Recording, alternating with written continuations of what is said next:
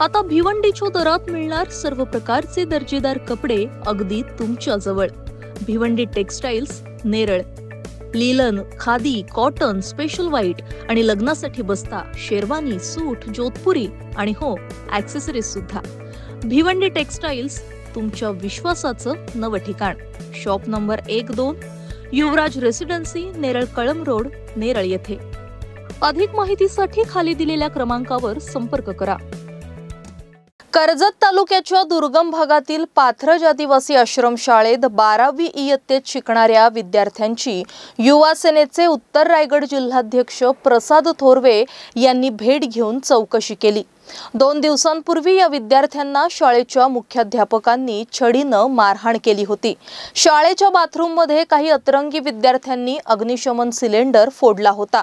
चौकशीसाठी वर्गात आलेल्या मुख्याध्यापकांना विद्यार्थी काहीही सांगण्यास तयार नव्हते। परिणामी एका विद्यार्थ्याची चूक संपूर्ण वर्गाला भोगावी लागली। शिक्षकांनी प्रत्येक विद्यार्थ्याच्या हातावर 2 छड्या मारल्या। कर्जत तालुक्यातील पाथरज आश्रमशाळा ही एकात्मिक आदिवासी विकास प्रकल्प पेण अंतर्गत येते। या परिसरातील शेकडो विद्यार्थी आणि विद्यार्थिनी येथे शिक्षण घेतात। मात्र शाळेतील काही विद्यार्थी शिक्षणाऐवजी उडाणटप्पू वर्तन करत असल्याचं समोर आलं। बाथरूममध्ये सिलेंडर फोडण्याच्या घटनेत सुदैवानं कुणालाही इजा झाली नाही। तथापि या गंभीर प्रकाराची पुनरावृत्ती होऊ नये यासाठी प्रभारी मुख्याध्यापक अजित बनसोडे यांनी 12वीच्या वर्गात जाऊन चौकशी केली। मात्र कुणीही कबुली न दिल्यानं सर्व विद्यार्थ्यांना शिक्षा म्हणून 2 छड्या मारण्यात आल्या। हे आम्ही केलेलं नाही, तरीही आम्हाला मारहाण का करण्यात आली या प्रश्नावर विद्यार्थ्यांनी नाराजी व्यक्त केली। त्यांनी सोशल मीडियावर मारहाणीचे फोटो अपलोड केल्यानं प्रकरण तात्काळ गाजलं। माध्यमांनी देखील याची दखल घेतली। काही आदिवासी समाज संघटनांनी शाळेला भेट दिली। मात्र खरा प्रकार समजल्यावर त्यांनी वेळेवर पाऊल उचलल्याची गरज व्यक्त केली आणि कोणत्याही पालकांनी या संदर्भात तक्रार केली नसल्याचं सांगितलं। मात्र माध्यमांद्वारे प्रकरण उघड झाल्यानं आमदार महेंद्र थोरवे यांचे पुतणे आणि उत्तर रायगड जिल्हाध्यक्ष प्रसाद थोरवे यांनी शाळेला भेट दिली। शिक्षकांनी त्यांना संपूर्ण प्रकार समजावून सांगितला।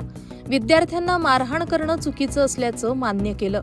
यामागे कुठलाही द्वेष नव्हता, तर हा प्रकार पुन्हा घडू नये यासाठीच असं केलं असं त्यांनी स्पष्ट केलं। यावेळी प्रसाद थोरवे यांनी विद्यार्थ्यांशी वैयक्तिक चर्चा केली। विद्यार्थ्यांनी सांगितलं की कोणत्या विद्यार्थ्यानं हे केलं हे आम्हाला माहीत नाही, मात्र आम्हाला विनाकारण मारहाण झाली म्हणून आम्हाला राग आला होता। पुढे जर कोणत्या विद्यार्थ्यानं असं काही केलं तर आम्ही शिक्षकांना तक्रार करू।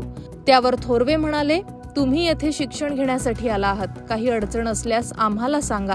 शिक्षणात लक्ष घाला, यशस्वी व्हा आणि मोठे बना असं मार्गदर्शन त्यांनी केलं। एकंदरीत पाथरज आश्रमशाळेतील विद्यार्थ्यांवर झालेली मारहाण चुकीची असली तरी शिक्षकांचा हेतू सर्व विद्यार्थ्यांच्या भल्यासाठीच होता असं या प्रकरणावरून दिसून येतं। महाराष्ट्र न्यूज 24 साठी अजय गायकवाड, कर्जत।